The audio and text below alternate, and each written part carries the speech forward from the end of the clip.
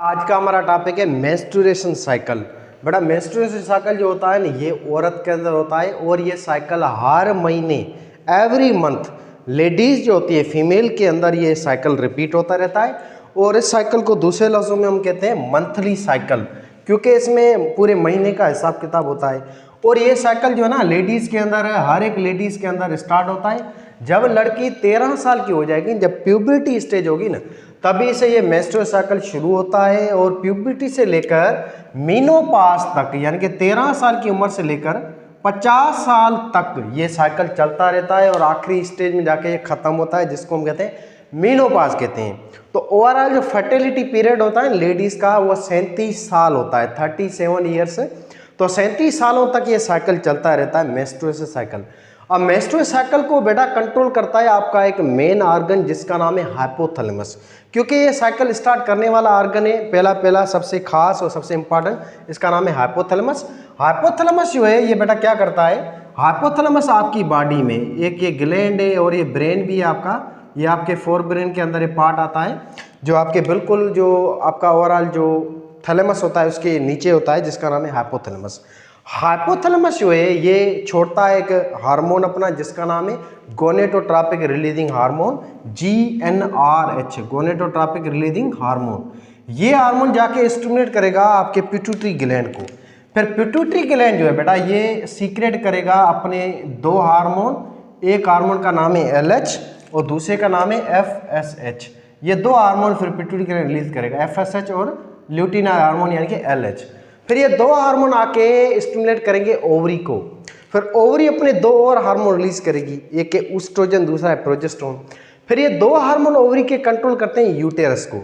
यानी कि overall menstruation cycle के अंदर चार जो टोटल ऑर्गन है उनका रोल होता है, चार ऑर्गन का। पहला ऑर्गन हाइपोथैलेमस है, वो कंट्रोल करता है पिट्यूटरी ग्लैंड को, पिट्यूटरी ग्लैंड कंट्रोल करता है ओवरी को, फिर ओवरी कंट्रोल करती है यूटेरस को। ये टोटल चार ऑर्गन है। आज थोड़ा गला भी बैठा हुआ है तो शायद थोड़ा मसला हो जाए लेक्चर में, मगर कोई इशू नहीं है, आप थोड़ा ध्यान से सुनिएगा, ठीक है बेटा। तो स्टार्ट करते हैं साइकिल को। मेंस्ट्रुअल साइकिल जो होता है बेटा औरत के अंदर हर 28 दिन पे होता है, हर 28 डेज पे ये साइकिल रिपीट होता है। ये इसकी एवरेज लेंथ होती है। किस औरत में ये मेंस्ट्रुअल साइकिल 21 दिनों में होता है कम से कम, और किसी औरत में ज़्यादा से ज़्यादा मैक्सिमम से मैक्सिमम ये साइकिल जो होता है ना ये 45 दिनों का होता है। पर एवरेज हम निकालेंगे, मिसाल 100 लेडीज़ हैं, किसी में 21 दिन का होता है, किसी में 22 दिन, किसी में 24, 25, किसी में ऐसे 33 दिन, 35 दिन, ऐसे 45 दिनों तक। उन सब लेडीज़ की जब हम डेज की एवरेज निकालेंगे तो एवरेज निकलती है 28 डेज, यानी कि हर 28 दिन ये साइकिल रिपीट होता है। अब ये जो साइकिल है इसमें चेंजेस आती हैं और ये चेंजेस दो ऑर्गन में आती हैं, एक ओवरी के अंदर, दूसरी यूटेरस के अंदर। ये खास ऑर्गन है फीमेल के अंदर। हमने लास्ट टाइम पढ़ा था फीमेल रिप्रोडक्टिव सिस्टम में कि एक ऑर्गन होता है ओवरी, ओवरी के बाद ओविडक्ट है, फिर यूटेरस है एंड देन वेजाइना है।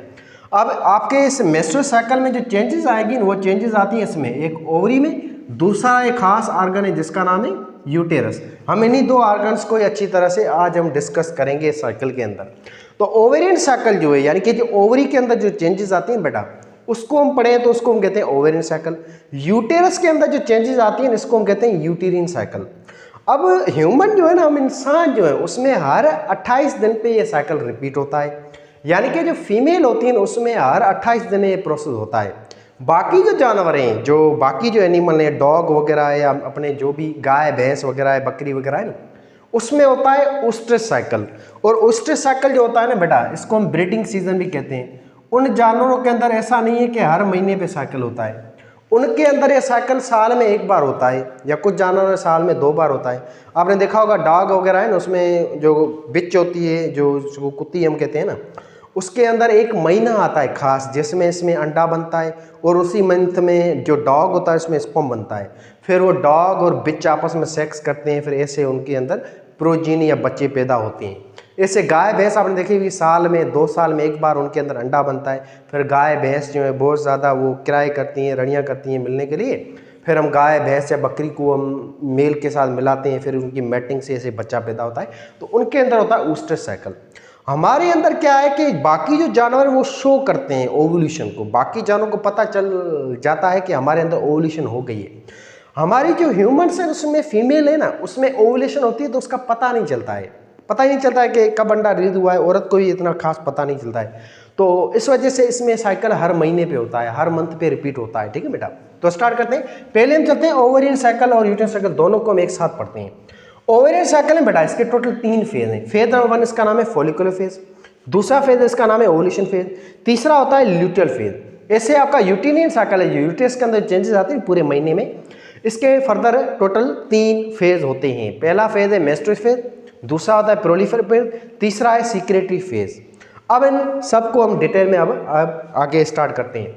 तो पहले क्या होता है, आपका हाइपोथैलेमस जो है ना, ये हार्मोन छोड़ेगा गोनेटोट्रोपिक रिलीज हार्मोन GnRH, ये हार्मोन आएगा पिट्यूटरी ग्लैंड को स्टिमुलेट करेगा। फिर पिट्यूटरी ग्लैंड छोड़ेगा अपना FSH हार्मोन, FSH हार्मोन आके आपके ओवरी के अंदर एक को बना के ये चीज़ें होंगी। तो पहले हम पढ़ते हैं थोड़ा यूटेरस को। यूटेरस के अंदर पहला फेज है, इसका नाम है मेस्टुरेशन फेज। मेस्टुरेशन फेज के अंदर क्या होता है बेटा, ये एक ही चीज़ होती है खास, जिसका नाम है ब्लीडिंग। इस फेज के अंदर, इस कंडीशन में औरत में ब्लीडिंग स्टार्ट होगी, या इस चीज़ को हम कहते हैं मेंसेस, या फिर इस चीज़ को हम कहते हैं पीरियड्स। तो औरत जो है ना, औरत लेडी, उसके अंदर पीरियड्स आते हैं, पीरियड्स या मेंसेस या ब्लीडिंग होगी, और ये डे 1 होता है आपके मेंस्ट्रुअल साइकिल, यहीं से शुरू होता है। फॉर एग्जाम्पल आज पहली तारीख है, 1 दिसंबर की पहली तारीख है, मिसाल है, तो आज 1 तारीख है दिसंबर की, आज के दिन मिसाल है लेडीज़ को खून निकलेगा, ब्लड बहेगा, जिसको मेंसेस कहेंगे या पीरियड्स कहेंगे, यानी कि मेंस्ट्रुअल साइकिल अब नया सा शुरू हो गया है। अब सॉरी बेटा, अब ये जो खून है ना बेटा, ये तकरीबन 5 दिन चलता रहता है, 5 दिन, थोड़ा गला भी खराब है, तो ये 5 दिन चलता रहता है आपका ये ब्लीडिंग जो है औरत के अंदर, 5 दिनों तक खून चलता रहेगा। इस 5 दिन वाले खून को हम कहते हैं ओवरऑल मेस्टुरेशन फेज कहते हैं। 1 से लेकर 5 दिन, 5 दिन ये चलता है। किस औरत में ये 3 दिन खून निकलता है, किसी में 4 दिन, किसी में 5 दिन। मैक्सिमम से मैक्सिमम ये मेंस्ट्रुअल साइकिल चलता है 8 दिन। अगर किसी औरत में 8 दिन खून चलता है या निकलता है तो यानी कि नॉर्मल है लेडीज। अगर 8 दिन से ज़्यादा खून चलता है तो उसमें कोई एबनॉर्मलिटी हो सकती है, कोई इशू हो सकता है, कोई इन्फेक्शन वगैरह भी हो सकता है। ठीक है बेटा, अब ये ब्लीडिंग जो होती है उसका कारण ये, रीज़न ये कि इस औरत के अंदर जो यूटेरस होता है बेटा, यूटेरस के अंदर एक इनर लेयर होती है जिसको हम कहते हैं एंडोमेट्रियम। ये एंडोमेट्रियम जो लेयर होती है ना आपके यूटेरस की इनर लेयर, ये टूट के ब्रेक होके ब्लड की फॉर्म में निकलती है बाहर, और इसके साथ साथ जो गंद होता है, जो अंडा है जो खराब हो गया है लेडीज़ का, जो फर्टिलाइज नहीं हुआ है ना, वो सारी चीज़ें गंद वगैरह सब ये एंडोमेट्रियल लेयर लेके निकलेगी बाहर इन दी फॉर्म ऑफ ब्लड, और इस चीज़ को हम कहते हैं ब्लीडिंग या मेंसेस या पीरियड्स, और ये 5 दिनों तक पीरियड्स चलते रहते हैं। अब पीरियड्स जो है ये मेंस्ट्रुएशन फेज तभी होता है जब लेडीज़ जो है वो प्रेग्नेंट ना हो। अब खून निकल रहा है ना औरत में, इसका मतलब ये कि अभी प्रेगनेंसी औरत में नहीं हुई है, अभी प्रेगनेंसी जो है वो नॉट अक्कर, अभी यानी कि इस औरत में प्रेगनेंसी नहीं हुई है। तभी इसमें जो ज़ाया अंडा होता है, जो अंडा 2 दिनों में मरा होता है, या पूरे महीने के जो स्पर्म्स हैं, गंद वगैरह है, औरत का ये सारा निकलता है ब्लड की फॉर्म में बाहर। अब इस फेज़ के अंदर लेडीज़ के अंदर हार्मोन्स जो है ना वो बिल्कुल ना होने के बराबर होते हैं। सारे के सारे हार्मोन्स हैं, इनकी कंसंट्रेशन यहाँ पे डिक्रीज होती है। अब मेंस्ट्रुअल साइकिल जो है ना फेज, ये इस वजह से शुरू होता है क्योंकि इस कंडीशन में, इस फेज के टाइम आप देखोगे ना तो लेडीज़ के अंदर एक हार्मोन होता है जो आपके प्रोजेस्टेरोन की इस लेयर को मेंटेन करता है। इस हार्मोन का नाम है अपना प्रोजेस्टेरोन। ये हार्मोन जो है ना इसकी कंसंट्रेशन यहाँ पे डिक्रीज हो जाती है। आपकी ओवरियन बेटा, ओवरी एक हार्मोन बनाती है, इस हार्मोन का नाम है आपका प्रोजेस्टेरोन हार्मोन। जब ये प्रोजेस्टेरोन हार्मोन स्टॉप हो जाएगा लेडीज़ के अंदर, तभी आपके एंडोमेट्रियल लेयर टूट जाएगी और खून की फॉर्म में बाहर निकलेगी। इसी को हम कहते हैं ब्लीडिंग। तो मेंस्ट्रुअल फेज में आप देखोगे ना तो लेडीज़ के अंदर प्रोजेस्टेरोन हार्मोन तब होता है, ना तो तब लेडीज़ के अंदर ईस्ट्रोजन हार्मोन यहाँ पे होता है, और तब ना ही लेडीज़ के अंदर FSH और LH होते हैं। यानी कि 4 जो मेन हार्मोन है जो ओवरऑल मेंस्ट्रुअल साइकिल को कंट्रोल करते हैं, ये 4 हार्मोन प्रोजेस्टेरोन है, ईस्ट्रोजन है, FSH है, LH है, ये चारों ही हार्मोन की कंसंट्रेशन बिल्कुल डिक्रीज होती है, बिल्कुल कम होती है। तभी ये होता है आपका मेंस्ट्रुएशन फेज या ब्लीडिंग या मेंसेस। अच्छा, अब जैसे ही एंडोमेट्रियल लेयर टूट के बाहर निकल जाएगी, आखिर तक जब ये खत्म हो जाएगी, गंद वगैरह निकल जाएगा, बिल्कुल औरत जो है वो साफ हो जाएगी, क्लीन हो जाएगी ना, इसके बाद क्या होगा, आपका हाइपोथैलेमस जो है जैसे ही खून स्टॉप हुआ, मिसाल आज 1 दिसंबर थी वहाँ से औरत को खून आया, पहली तारीख, दूसरी, तीसरी, चौथी, पाँचवीं, 5 दिसंबर तक खून चला। ठीक, जब 6 तारीख आएगी ना, यानी कि 6 दिसंबर जब होगा ना, तब औरत के अंदर खून स्टॉप हो जाएगा। जैसे ही ब्लीडिंग स्टॉप हुई तो हम कहेंगे अब लेडीज़ के अंदर सेकंड फेज शुरू हो गया है। इस सेकंड फेज का नाम है प्रोलिफेरेटिव फेज। यूटेरस के अंदर ये सेकंड फेज शुरू होगा। ऐसे ओवरी के अंदर ये फेज शुरू होगा जिसको कहते हैं फॉलिकल फेज। अब यहाँ पे क्या होगा, बहुत ईजी है बेटा। जैसे ही औरत में खून स्टॉप हुआ, अब यहाँ पे धीरे धीरे जो आपका पिट्यूटरी ग्लैंड है FSH हार्मोन को यहाँ पे छोड़ेगा। तो इस फेज के अंदर, प्रोलिफेरेटिव फेज के अंदर जो है ना, आपका जो पिट्यूटरी ग्लैंड है वो छोड़ेगा एक हार्मोन जिसका नाम है FSH, follicle stimulating hormone. FSH hormone आएगा। फॉलिकुलर फेज का मतलब ये FSH hormone, follicle stimulating hormone, जो पिट्यूटरी ग्लैंड से, ये हार्मोन पिट्यूटरी ग्लैंड से आएगा और काम करता है ओवरी के ऊपर।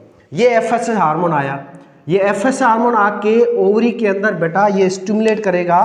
ओवरी के अंदर खास सेल होते हैं, इन सेलों को हम कहते हैं oocyte सेल, और oocyte सेलों को कवर करके बैठते हैं प्रोटेक्टिव सेल, नरिशमेंट देने वाले सेल हैं। इन सेलों को हम कहते हैं फॉलिकल सेल। ठीक है बेटा, तो ये आपका FSH हार्मोन आके इन फॉलिकल सेलों को स्टिमुलेट करेगा।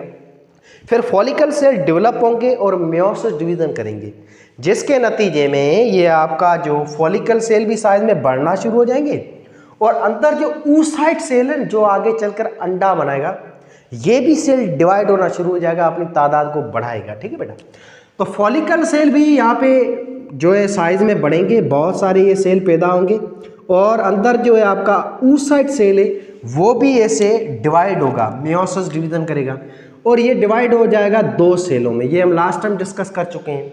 एक सेल बनेगा प्राइमरी oocyte, दूसरा बनेगा पोलर बॉडी। ये आपके 2 सेल बनते हैं, इसको हम कहते हैं मेयोसिस 1 डिवीजन।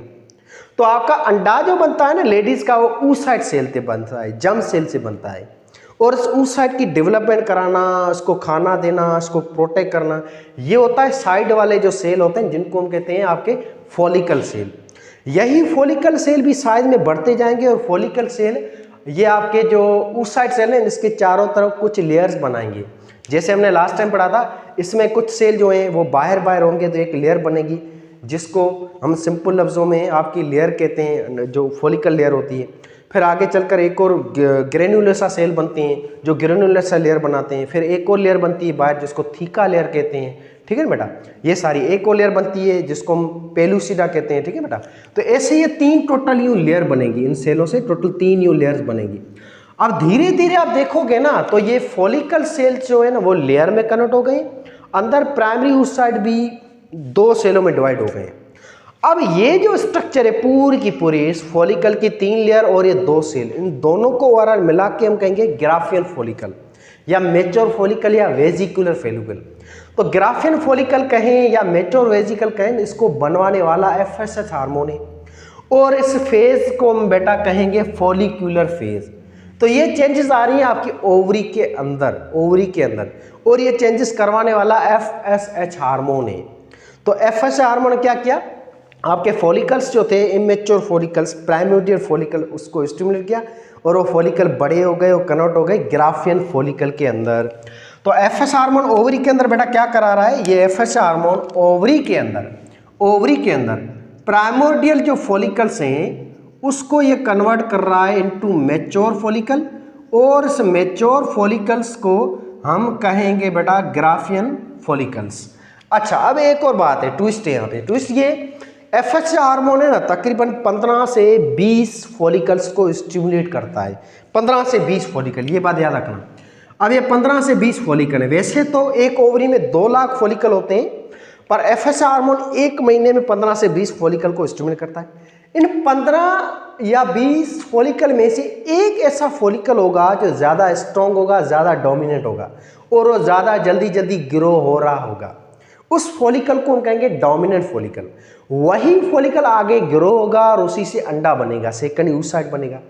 बाकी जो फॉलिकल है, मिसाल 15 फॉलिकल को स्टिमुलेट किया है FSH हार्मोन ने, उन 15 में से 14 फॉलिकल जो है ना वो ज़्यादा डेवलप नहीं होंगे, कमज़ोर होंगे, रिसेसिव होंगे। एक फॉलिकल ज़्यादा डोमिनेट होगा, वो ग्रो होगा और उसी से अंडा आगे चलकर बनेगा, इसको हम कहेंगे डोमिनेंट फॉलिकल। बाकी जो फॉलिकल है वो ग्रो नहीं होंगे, वो अंडा नहीं बनाएंगे, इस कंडीशन को हम कहते हैं फॉलिकल एट्रेसिया। फॉलिकल एट्रेसिया क्या का मतलब होता है बेटा, फॉलिकल एट्रेसिया का मतलब है दूसरे जो फॉलिकल है वो डेवलप ना हो, तो इस कंडीशन को हम कहते हैं फॉलिकल एट्रेसिया। ठीक है ना बेटा, फॉलिकल एट्रेसिया। तो ऐसे एक ही फॉलिकल होगा जो कन्वर्ट होगा ग्राफिन फॉलिकल में। अच्छा, अब ये ग्राफिन फॉलिकल को भी ग्रो करा रहा है एफएच हार्मोन। ग्राफिन फॉलिकल के अंदर ये 2 सेल नजर आ रहे हैं आपको। अच्छा, अब यहाँ पे एफएच हार्मोन अगेन स्टिमुलेट करेगा ग्राफिन फॉलिकल को, और ग्राफिन फॉलिकल जो है ना ये 2 काम करता है। नंबर 1 बेटा, आपके इस ग्राफिन फॉलिकल से एक चीज बनेगी, इसको हम कहते हैं एग, और एक्चुअली ये एग नहीं होता है, सेकंड oocyte होता है।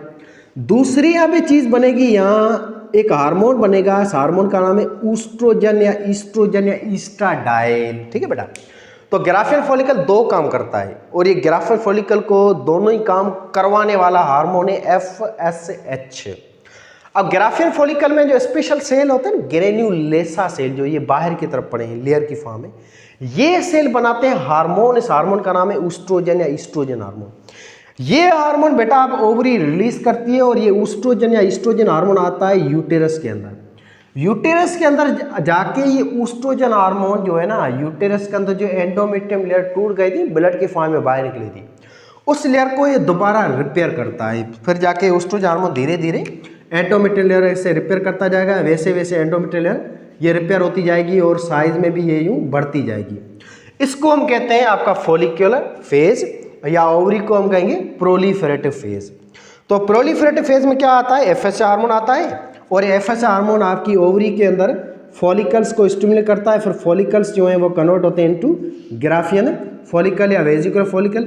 ये आपके ग्राफियन फॉलिकल्स जो हैं ये सीक्रेट करते हैं एक हार्मोन। इस हार्मोन को हम बेटा कहते हैं ऊस्ट्रोजन हार्मोन। ये ऊस्ट्रोजन हार्मोन जाके काम करता है यूटेरस में, और ये जाके यूटेरस के अंदर जो आपकी एंडोमेट्रियम लेयर है इसको ये रिपेयर करता है। ये एंडोमेट्रियम लेयर को रिपेयर करता है, रिपेयरिंग ऑफ एंडोमेट्रियम। ये बात समझ आ रही है आपको? देखो ओवरी में भी चेंजेस आ रही हैं इस महीने में।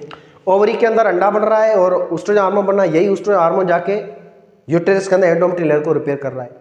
अब यहाँ पे जैसे ही औरत में खून स्टॉप हुआ था ना, तो यूटेरस में दूसरा फेज शुरू होता है, इसका नाम है प्रोलिफेरेटिव फेज। प्रोलिफेरेटिव फेज में याद रखना आपके यूटेरस में एंडोमेट्रियम लेयर है उसकी रिपेयरिंग होती है, और इसकी रिपेयरिंग करवाने वाला हार्मोन ऊस्ट्रोजन होता है, ऊस्ट्रोजन। और ऊस्ट्रोजन हार्मोन आ रहा है ओवरी से, और ये रिलीज हो रहा है ग्राफिन फॉलिकल से, और ग्राफिन फॉलिकल से ये जो बनवाने वाला हार्मोन है वो पिट्यूटरी ग्लैंड का है, जिसका नाम है FSH, फॉलिकल स्टिमुलेटिंग हार्मोन। तो बातें समझ आ रही बेटा? मिसाल 6 दिसंबर था ना, उसी दिन ओवरी में एंडोमेट्रियम लेयर भी दोबारा रिपेयर होगी, और उसी दिन जो है ओवरी में अंडा भी बनना शुरू हो जाएगा, और यूटेरस में वो एंडोमेट्रियम लेयर भी बन रही है। और ये ओवरऑल जो है ना अंडा बनेगा, इसको 7-8 दिन लग जाते हैं। ओवरऑल ये 7-8 दिनों तक एफएस हार्मोन की सीक्रेशन बढ़ती जाएगी जैसे जैसे दिन आगे गुजरते जाएंगे। और ये प्रोडक्टिव फेज शुरू होता है 6ठे दिन पे। 5 दिन तो भाई खून चला ना, 6 दिन से लेकर 6, 7, 8, 9, 10, 11, 12, 13 दिनों तक, 13 दिनों तक, यानी कि 7 से 8 दिन जो फेज चलता है आपके यूटेरस में, इसका नाम है प्रोलिफेरेटिव फेज। और इस फेज में और कुछ नहीं है, बस ईस्ट्रोजन आता रहता है, एंडोमेट्रियम लेयर को रिपेयर करता रहता है, और वेजो डायलेशन भी होती रहती है, खून की नालियाँ भी ये ज़्यादा आपके यूटेरस की तरफ आती रहती हैं, ब्लड वेसल भी इंक्रीज हो जाती हैं, ब्लड वेसल भी रिपेयर होती हैं, ज़्यादा से ज़्यादा खून आता जाएगा, ऐसे एंडोमेट्रियम लेयर ज़्यादा से ज़्यादा ग्रो होती जाएगी, वेस्कुलाइज होती जाएगी, और ये सारी चीज़ें कराने वाला आपका ऊस्ट्रोजन हार्मोन होता है। अब देखो यूटेरस के अंदर ये चेंजेस आ रही हैं, आपकी एंडोमेट्रियम लेयर बन रही है, और ओवरी के अंदर अंडा बन रहा है बाय मेयोसिस डिवीजन। अच्छा जी, जैसे अंडा बन जाएगा अब धीरे धीरे क्या होगा, एफएस हार्मोन जो है ना ये ऊस्ट्रोजन की रिलीजिंग को बढ़ाता जाएगा। 6ठे दिन एफएस हार्मोन ऊस्ट्रोजन की सीक्रेशन को बढ़ाता जाता है। फिर आखिर में 13वें दिन पे 13 जो डे आएगा ना, तब ऊस्ट्रोजन की लेवल बहुत ज़्यादा बढ़ जाएगी।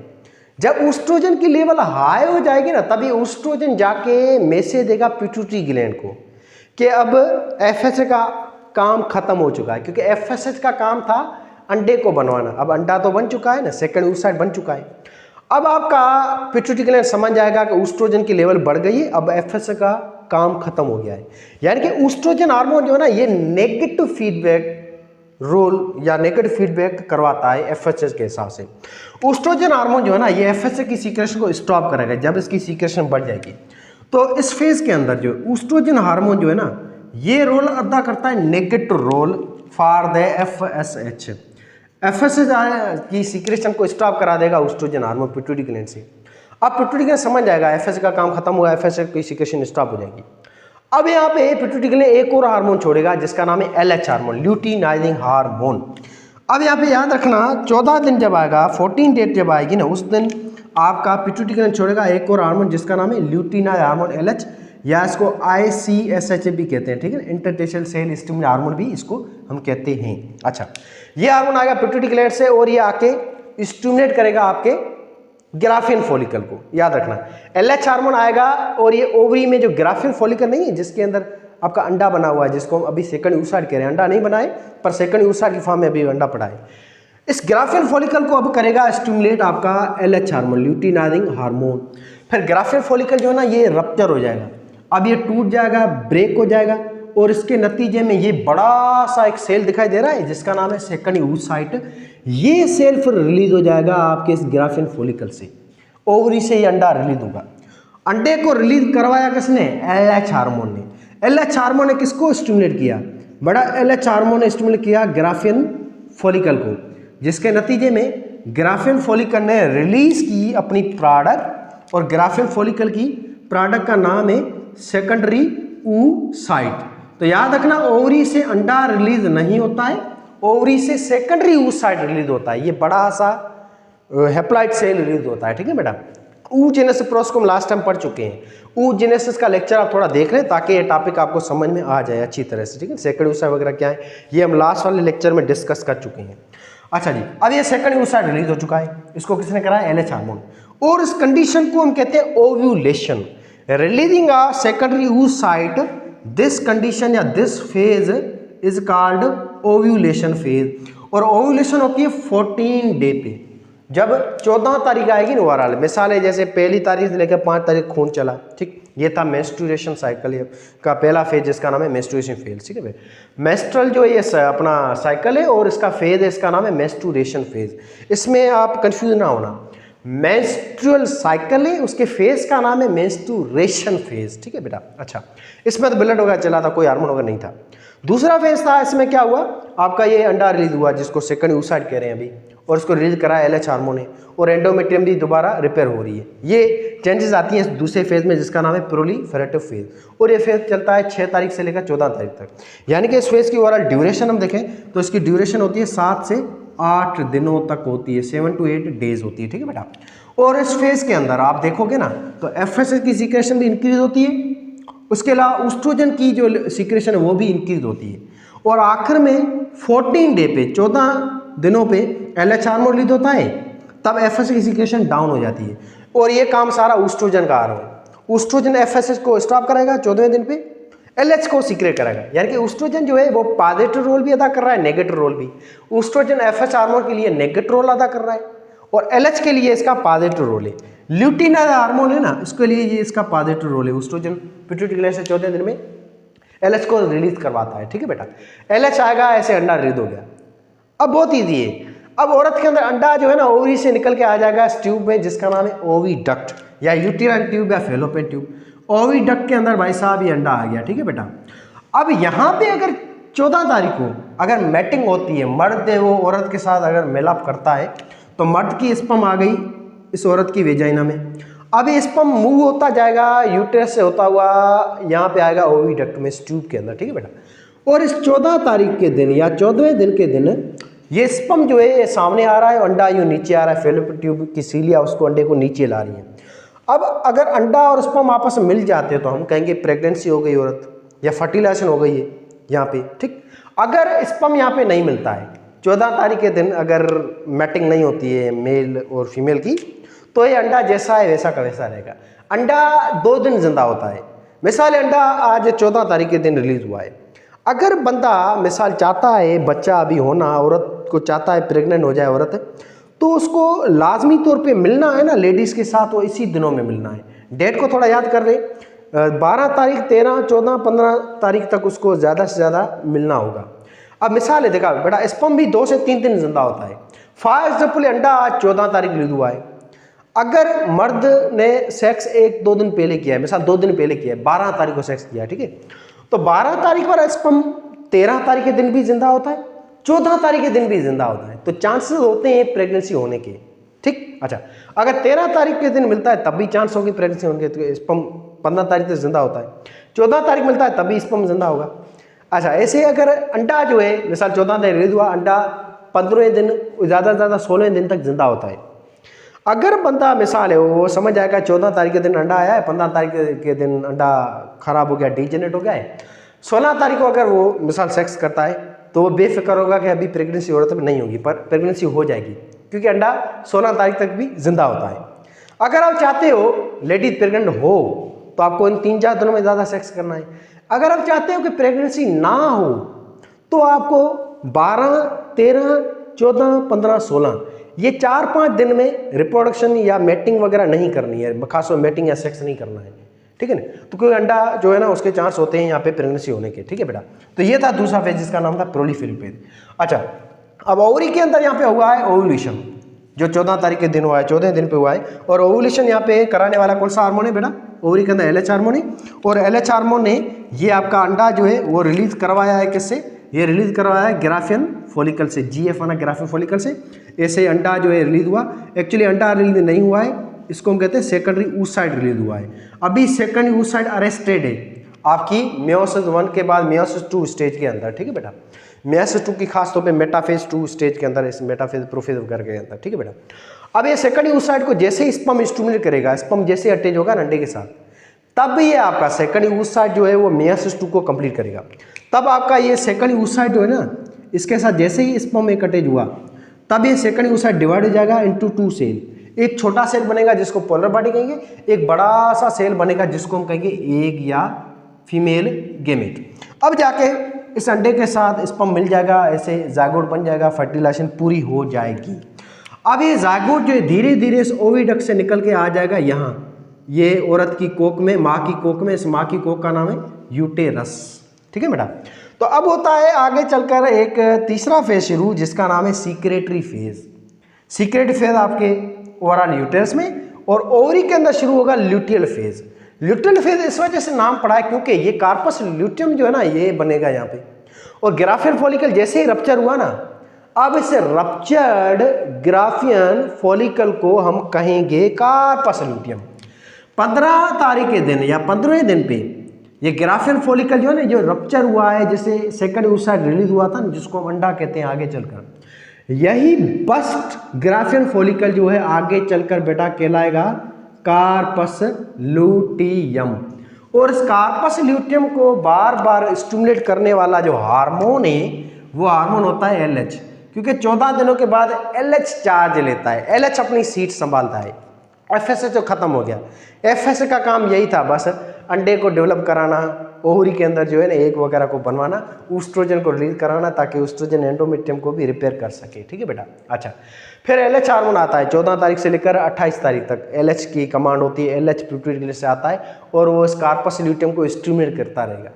LH के 2 काम हैं, एक तो LH का काम ये है कि सेकेंड oocyte को रिलीज कराना, ओव्यूलेशन कराना। दूसरा काम होता है LH का कार्पस ल्यूटियम से एक और हार्मोन रिलीज करवाना, उस हार्मोन का नाम है प्रोजेस्टेरोन। प्रोजेस्टेरोन। तो ल्यूटियल फेज में भी आपका LH हार्मोन ही आता है बेटा, और इस फेज में ये LH जो है ना बार बार स्टिमुलेट करता रहता है कार्पस ल्यूटियम को। ये येलोइश बॉडी जो है ना डीनेचर्ड, या सिंपल यूं कहेंगे बस्ट ग्राफियन फॉलिकल, इसको हम कहते हैं कार्पस ल्यूटियम। फिर कार्पस ल्यूटियम जो है इसे LH के स्टिमुलेशन की वजह से प्रोड्यूस करता है एक हार्मोन, इस हार्मोन का नाम है प्रोजेस्टेरोन हार्मोन या प्रेगनेंसी मेंटेनिंग हार्मोन। ये हार्मोन आएगा और ये हार्मोन आके काम करता है आपके यूटेरस की एंडोमेट्रियम लेयर पे। ये हार्मोन एंडोमेट्रियम लेयर को और ज़्यादा मोटा करेगा, और ज़्यादा थिक करेगा, एंडोमेट्रियम लेयर और ज़्यादा थिक हो जाएगी, वैस्कुलाइज हो जाएगी, और ज़्यादा खून की नालियाँ जो है इसमें बढ़ती जाएंगी, वैसे वैसे एंडोमेट्रियम और ज़्यादा थिक हो जाएगी, हार्ड हो जाएगी, क्योंकि इसी हार्मोन का काम है बच्चे को मेंटेन करना। ये जायगोट आया है ना बेटा, ये ज़ायगोट जो है इसको अब ग्रो करना, बेबी के अंदर जो है चेंज करना, डेवलपमेंट कराना और एंडोमेट्रियम लेयर को बड़ा करना, उससे प्लेसेंटा को बनाना, यूटेरस की ग्रोथ कराना, बड़ा करना, माँ का पेट जैसे बड़ा होता है ना, ये सारा काम करवाने वाला ये प्रोजेस्टेरोन हार्मोन होता है। और प्रोजेस्टेरोन हार्मोन यहाँ से ओवरी से रिलीज होता है, ओवरी के अंदर कार्पस ल्यूटियम से। कार्पस ल्यूटियम में ग्रैनुल ऐसा सेल होते हैं जो एक्चुअली ये सराउंडिंग सेल होते हैं ना, ये सीक्रेट करते हैं प्रोजेस्टेरोन हार्मोन को। ठीक है बेटा, अगर मिसाल है फर्टिलाइजेशन नहीं हुई है तो ये प्रोजेस्टेरोन हार्मोन से 14 दिनों तक रिलीज होगा, यानी कि 16 तारीख से लेकर या 15 तारीख से लेकर 28 तारीख तक, 16 तारीख से लेकर 28 तारीख तक प्रोजेस्टेरोन हार्मोन रिलीज होता रहेगा। और 28वें दिन 14 दिनों के बाद कार्पस ल्यूटियम डी जनरेट हो जाएगा। अगर फर्टिलाइजेशन नहीं हुई है तो कार्पस में 14 दिनों तक ही जिंदा होता है, 12 से 14 दिनों तक, और ये मर जाएगा। ऐसे प्रोजेस्टेरोन की सीक्रेशन स्टॉप हो जाएगी, एलएच की सीक्रेशन भी स्टॉप हो जाएगी। और जैसे ही प्रोजेस्टेरोन की सीक्रेशन स्टॉप हुई ना ओवरी से, उसी दिन उस औरत के अंदर ये एंडोमेट्रियम लेयर अगेन टूट जाएगी और ये अनफर्टिलाइज एग, ये गंद है वो सारा निकलेगा बाहर इन दी फॉर्म ऑफ ब्लड। तो अगेन 29 तारीख, अगेन एक नेक्स्ट मंथ औरत के अंदर फिर से ब्लीडिंग होगी, यानी कि अभी औरत प्रेग्नेंट नहीं हुई है। अगेन ये साइकिल रिपीट होगा, अगेन ये सेम हार्मोन आएंगे, औरत के अंदर ये चेंजेस लाते जाएंगे। ठीक है बेटा, तो ये था ल्यूटियल फेज, सेम जो ओवरी में 15 से 28 दिन चलता है। ऐसे हम देखें यूटेरस में, तो यूटेरस में क्या हुआ था यानी 15 से 28 दिनों में आपके सीक्रेटिव फेज में, तो यहाँ पे सेम ही चीज़ हुई थी। तो यहाँ पे आपके यूटेरस के अंदर कौन सा हार्मोन आया था? प्रोजेस्टेरोन हार्मोन ओवरी से। और प्रोजेस्टेरोन हार्मोन क्या कर रहा था? ये यूटेरस की डेवलपमेंट कर रहा था, यूटेरस को डेवलप कर रहा था, और यूटेरस के अंदर जो है वो थिकनिंग कर रहा था, यूटेरस की जो है रिपेयरिंग कर रहा था, यूटेरस को और ज़्यादा मोटा कर रहा था, यूटेरस को वेस्क्यूलराइज्ड कर रहा था, और ज़्यादा खून की नालियों को बढ़ा रहा था, खून का फ्लो बढ़ा रहा था, उसकी साइज़ को ग्रो कर रहा था, नॉर्मल कर रहा था। ये सारी चेंजेस होती हैं आपके इस फेज़ में, जिसका नाम है सीक्रेटिव फेज, 15 से 28 दिन चलता है। और सबसे बड़ा जो फेज़ है ना वो सीक्रेटिव फेज है, ये याद रखना। सीक्रेटिव फेज की जो लेंथ होती है ना बेटा वो 14 दिनों तक होती है, ये बात याद रखना, और टेस्टों में कई बार पूछा जाता है। सबसे छोटा फेज है ना वो मेंस्ट्रुएशन फेज होता है, सबसे छोटा, जो 5 दिन ही चलता है। ठीक, अच्छा, सबसे बड़ा फेज वो सीक्रेटिव फेज है जो 14 दिन चलता है। मिडिल जो फेज है यानी कि इसके बाद जो बड़ा फेज वो प्रोलिफेड फेज है जो 7 से 8 दिन चलता है। ठीक, अच्छा, ऐसे हम देखें ओवरी में, तो ओवरी में सबसे जो बड़ा फेज है वो बेटा यही है फेज, ल्यूटियल फेज है, जो कि 14 दिनों तक चलता है। सबसे छोटा वो ओवुलेशन फेज है, 1 दिन चलता है, 14 तारीख के दिन। और फॉलिकुलर फेज है वो इसमें 13 तारीख तक चलता है। तो बहुत ईजी है, बहुत ईजी है। पहले दिन क्या होगा, औरत में ब्लीडिंग आएगी। ब्लीडिंग तब आएगी जब औरत फर्टिलाइज नहीं होती, जब प्रेग्नेंट नहीं होती, पेट से नहीं होती है, तब FSH हार्मोन की सिक्रेशन भी कम हो जाती है, LH की सिक्रेशन भी कम हो जाती है, और ऊस्ट्रोजन प्रोजेस्टेरोन की सिक्रेशन भी स्टॉप हो जाती है। तभी एंडोमेट्रियल लेयर टूट के बाहर निकलती है। जैसे ही प्रोजेस्टेरोन की सिक्रेशन स्टॉप हुई, खून निकलेगा। तो पहली तारीख खून निकला, 5 तारीख तक चला। अब छठे दिन आपके यूट्रस में होता है ये वाला फेज, प्रोलिफेर फेज, और ओवरी में तो चलता रहता है फॉलिकुलर फेज, जिसमें FSH हार्मोन आता है। FSH हार्मोन आके ओवरी के अंदर अंडा बनवाता है, आपकी ग्राफ्टिन फॉलिकल को डेवलप करता है, फॉलिकल को डेवलप करता है, ग्राफ्टिन फॉलिकल मियासिस कराता है, और उसके नतीजे में एक ग्राफ्टिन फॉलिकल डेवलप हो जाता है। फिर ग्राफ्टिन फॉलिकल से FSH हार्मोन जो है सेकंड ऊसाइड बना लेता है, और एक हार्मोन भी बनवाता है जिसका नाम है ऊस्ट्रोजन। फिर ऊस्ट्रोजन आएगा छठे दिन, और ये एंडोमेट्रियल लेयर को रिपेयर करेगा। फिर 14 तारीख जब आएगी, 14वां दिन जब आएगा ना, उस दिन जो है आपका ओवुलेशन होगा, और उस दिन ऊस्ट्रोजन की लेवल बहुत ज़्यादा बढ़ जाएगी। ऊस्ट्रोजन जाके स्टिमुलेट करेगा पिट्यूटरी ग्लैंड को, फिर पिट्यूटरी ग्लैंड रीड करेगा LH हार्मोन। LH हार्मोन आके ओवरी में इस ग्राफ्टिन फॉलिकल को स्टिमुलेट करेगा, और इससे 2 चीज़ें सीक्रेट कराएगा, एक सेकंड यूसाइड को और दूसरा प्रोजेस्टेरोन हार्मोन को।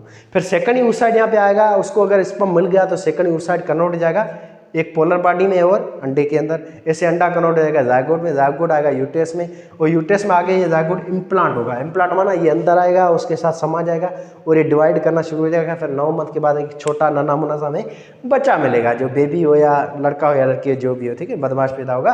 अच्छा, फिर अगर नहीं होती फर्टिलाइजेशन तो ये खाली अंडा आएगा, और अंडा जो है वो 2 दिन के बाद मर जाएगा। फिर ये 14 दिन तक ये सीक्रेटिव फेज शुरू होगा, 15 तारीख से लेकर 28 तारीख तक, जिसमें प्रोजेस्टेरोन की सीक्रेशन बढ़ती जाएगी, बढ़ती जाएगी, बढ़ती जाएगी। फाइनली अगर यहाँ पे कोई चेंजेस नहीं आएंगे, अगर यूटेरस से कोई मैसेज नहीं आता है, यूटेरस एक हार्मोन बनाता है जिसको कहते हैं HCG। एक्चुअली होता क्या है, अगर लेडीज प्रेग्नेंट हो गई है ना, तो इस औरत के अंदर इसके यूटेरस में एक लेयर बनती है जो आपका यूटेरस और ये बच्चे के टिश्यू दोनों बनाते हैं। इस लेयर को हम कहते हैं प्लेसेंटा। तो प्लेसेंटा एक हार्मोन होती है, इसका नाम है HCG, human chorionic gonadotropic hormone, या सिंपल हम कहते हैं ग्रोथ हार्मोन। ये हार्मोन जाके स्टिमुलेट करेगा ओवरी को और पिट्यूटरी ग्लैंड को। भाई प्रेगनेंसी हो गई है, अब आप कोई मसला ना करना, पिट्यूटरी ग्लैंड को मैसेज देगा, हाइपोथैलेमस मैसेज देगा, और खास तौर पर आपकी ओवरी को। फिर ओवरी में जो कार्पस ल्यूटियम है फिर 3 महीनों तक जिंदा रहेगा, 3 महीनों तक। अगर ओवरी जो है उसमें अंडा जो आया था वो अगर फर्टिला हो गया तो, अगर प्रेगनेंसी होती है, अगर लेडीज प्रेग्नेंट हो जाती है तो बेटा याद रखना कार्पस ल्यूटियम 3 महीनों तक कार्पस ल्यूटियम जो है वो सीक्रेट करता रहेगा प्रोजेस्टेरोन हार्मोन को, ठीक है बेटा। अगर फर्टिलाइजेशन नहीं होती है तो ये प्रोजेस्टेरोन जो है ना, इसकी सीक्रेशन 14 दिनों के बाद स्टॉप हो जाएगी, और 14 डेज के बाद ये कार्पस ल्यूटियम डीजेनरेट हो जाएगा। अगर प्रेगनेंसी नहीं हुई है तो कार्पस ल्यूटियम जो है बेटा वो 14 दिनों के बाद ही डीजेनरेट हो जाएगा। 14 दिनों के बाद ये कार्पस ल्यूटियम डीजेनरेट हो जाएगा और प्रोजेस्टेरोन की सीक्रेशन स्टॉप हो जाएगी, ऐसे फिर से ब्लीडिंग होगी। बहुत इजी टॉपिक है, इसमें कोई फंडा है नहीं, किसी कोई रॉकेट साइंस है नहीं जो आपको डिफिकल्ट लगे, ठीक है बेटा। अच्छा, इसके बाद एक और चीज़ है, अब यहाँ पे कार्पस ल्यूटियम में ना 3 महीनों के बाद डीजेनरेट हो जाएगा ना, फिर प्रोजेस्टेरोन कहाँ से मिलेगा इस बच्चे को? फिर प्रोजेस्टेरोन मिलता है प्लेसेंटा से। फिर प्लेसेंटा जो है ना वो ये सीक्रेट करती रहती है प्रोजेस्टेरोन हार्मोन की। तो प्रोजेस्टेरोन हार्मोन जो है ना, अगर औरत प्रेग्नेंट नहीं है तो सिर्फ ओवरी से ही सीक्रेट होता है। अगर औरत प्रेग्नेंट है तो प्रोजेस्टेरोन 2 जगहों से सीक्रेट होता है, एक आपकी ओवरी के ग्राफियन फॉलिकल जिसको कार्पस ल्यूटियम कहते हैं वहां से, और दूसरा प्लेसेंटा भी सीक्रेट करती है, यानी कि यूटेरस की लेयर है, ठीक है ना। तो ये था ओवरऑल आपका साइकिल, ये चीज़ें हम अच्छी तरह से पढ़ चुके हैं सारी, आपके ओवरी के अंदर क्या चेंजेस आती हैं, यूटेरस में क्या आती है। अब थोड़े देखते हैं हार्मोन का हिसाब किताब, तो बहुत ईजी है बेटा। अब ये एक ग्राफ है, ये एक ग्राफ बना रहे हैं, ठीक है। अब ये था डे 1 से लेकर डे 5, ठीक। अच्छा, फिर था डे 6 से लेकर डे नंबर 13, फिर था डे नंबर 14 जो सबसे खास है, फिर डे नंबर 14 से बाद 15 से लेकर डे नंबर 28। अब इसमें क्या क्या हुआ, बहुत ईजी है। डे 1 पे पहले दिन पे LH जो है ना, LH हार्मोन, उसकी सीक्रेशन भी डाउन होती है। LH हार्मोन की सीक्रेशन पहले दिन से लेकर अप टू 13 दिनों तक, एक दिन से लेकर 13 दिनों तक LH की सीक्रेशन बिल्कुल ही डाउन होती है, LH हार्मोन ना होने के बराबर होता है, ठीक। अच्छा, फिर 14वें दिन पे LH की सीक्रेशन यूं बाकायदे यूं बढ़ जाएगी, क्योंकि ओवुलेशन कराता है ना LH हार्मोन, इसको हम कहते हैं LH स्पाइक कहते हैं, क्योंकि LH 14 दिन पे रिलीज होता है। रिलीज कराना कौन है? ऊस्ट्रोजन हार्मोन, रिलीज करने वाला पिट्यूटरी ग्लैंड। LH आके अंडे को रिलीज कराएगा, इसको हम कहते हैं ओवुलेशन फेज, ये 14 डे पे। तो LH की सीक्रेशन बढ़ जाएगी 14 दिन पे, फिर धीरे धीरे LH की सीक्रेशन डाउन होती जाएगी, डाउन, फिर 28 दिन पे बिल्कुल खत्म, ठीक। फिर से ये ब्लीडिंग होगी। अगर प्रेगनेंसी हो जाती है तो ये सीक्रेटिव फेज बढ़ जाएगा 9 महीने तक, ये सीक्रेटिव फेज है जो 9 महीने तक बढ़ेगा, ठीक है बेटा। तब LH की सीक्रेशन भी कंटिन्यूसली होती जाएगी, प्रोजेस्टेरोन सीक्रेट करता जाएगा LH। अच्छा जी, फिर हम देखेंगे दूसरा हार्मोन जिसका नाम है FSH, follicle stimulating hormone. Follicle stimulating hormone day 1 से सीक्रेट होना शुरू हो जाता है, पर इसकी कंसंट्रेशन कम होती है। फिर जैसे दिन आगे बढ़ते जाएंगे वैसे वैसे इसकी FSH की सीक्रेशन बढ़ती जाएगी। फिर FSH सीक्रेशन 14 दिनों तक बढ़ी हुई होती है। 14वें दिन के बाद ये FSH की सीक्रेशन डाउन हो जाएगी और इसकी कंसंट्रेशन कम हो जाएगी, क्योंकि अब इसका काम खत्म हो गया है। ये है आपका ग्राफ FSH का। तो FSH का ग्राफ बढ़ना शुरू होता है पहले दिन से लेकर 13 दिनों तक, 14 दिनों बाद FSH का ग्राफ कम, क्योंकि इसका काम था अंडा बनवाना, ठीक है बेटा। अच्छा, ऐसे हम देखें प्रोजेस्टेरोन हार्मोन को, तो प्रोजेस्टेरोन हार्मोन जो है ये सीक्रेट होना कब से शुरू हुआ? 14 दिनों के बाद, क्योंकि इसको सीक्रेट कराया LH ने आफ्टर द ओव्यूलेशन। तो तब ये आपका जो हम देखें प्रोजेस्टेरोन, तो प्रोजेस्टेरोन की सीक्रेशन बिल्कुल ना होने के बराबर होती है डे 1 से लेकर डे 13 तक, 13 दिनों तक। 14वें दिन पे 14 तारीख पे LH आता है, LH सीक्रेट कराता है आपके कार्पस ल्यूटियम से प्रोजेस्टेरोन। जो 14 तारीख है ना, उस दिन प्रोजेस्टेरोन की सीक्रेशन बाकायदा यूँ बढ़ जाएगी, और ये बड़ी होती है सीक्रेशन। फिर 28 दिन आते आते अगर औरत फर्टिलाइज नहीं है तब प्रोजेस्टेरोन की लेवल अगेन डाउन हो जाएगी। अगर प्रेगनेंसी होती है तो उसकी सीक्रेशन बढ़ती जाएगी अप टू 9 मंथ, 280 दिन या 270 दिन या 40 हफ्तों तक, ठीक है बेटा। तो ये ग्राफ है आपके कौन से हार्मोन का? ये भाई साहब प्रोजेस्टेरोन हार्मोन का हिसाब किताब है। अब एक और हार्मोन देखते हैं हम, ऊस्ट्रोजन को। ऊस्ट्रोजन की जो सीक्रेशन है बेटा, वो आपकी शुरू होती है कौन से दिन? ऊस्ट्रोजन की सिक्रेशन जो है वो खास तौर पे शुरू होती है पहले दिन से ही, क्योंकि एफएच हार्मोन पहले दिन से ही रिलीज होता है, उसकी कंसंट्रेशन बढ़ती जाती है। ये एफएच हार्मोन ही इस आपके जो फॉलिकल होता है प्राइमरी फॉलिकल उसको कन्वर्ट करता है graafian follicle. Graafian follicle continuously oestrogen की सिक्रेशन को शुरू करता है पहले दिन से। पहले दिन पे आप ऊस्ट्रोजन की सिक्रेशन देखेंगे तो बहुत कम होता है, फिर दूसरे दिन तीसरे दिन इसकी सिक्रेशन बढ़ती जाएगी अप टू 5वां दिन, 6वां दिन, 7वां, 8वां, 9वां, 10वां, 11वां, 12 और 13 से लेकर 14 दिनों तक आपके ऊस्ट्रोजन हार्मोन की सिक्रेशन कंटिन्यूसली बढ़ती जाती है, डे 1 से लेकर डे 14 तक। डे 14 के बाद ऊस्ट्रोजन की लेवल फिर से डाउन हो जाएगी, क्योंकि अब कमांड प्रोजेस्टेरोन की है। ठीक है बेटा, तो ये ग्राफ है आपके ऊस्ट्रोजन हार्मोन का भाई साहब। तो ये थे आपके हार्मोन का हिसाब किताब। अब थोड़ा देखते हैं एंडोमेट्रियम लेयर में क्या क्या होता है। एंडोमेट्रियम लेयर का हम ग्राफ देखें तो बेटा एंडोमेट्रियम लेयर जो है ना वो क्या हुआ था, बहुत ईजी है। डे 1 से लेकर ये डे 5, फिर डे 6 से लेकर डे नंबर 14, फिर डे 14 से लेकर डे नंबर 28 तक क्या क्या होता है वो हम थोड़ा सा देखते हैं। ठीक है बेटा, अच्छा अब बहुत ईजी है।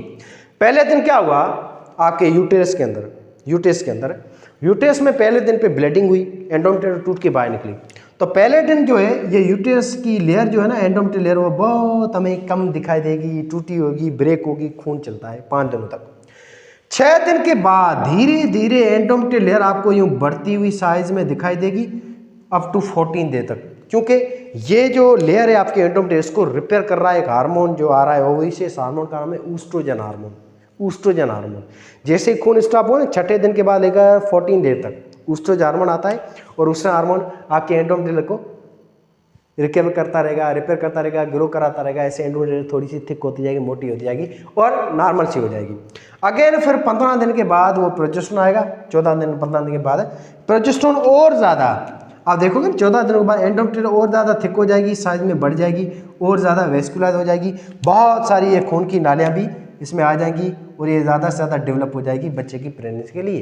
तो ये था ओवरऑल साइकिल और ये चीज़ें जो हम अच्छी तरह से पढ़ चुके हैं। कोई सवाल कन्फ्यूजन ज़रूर पूछें। आज थोड़ा गला भी बैठा हुआ है, कोई इशू नहीं है, समझने की पूरी कोशिश करिएगा। ठीक है बेटा, बाकी नेक्स्ट लेक्चर हम जल्दी से लाएंगे 2-3 दिनों के बाद। ओके।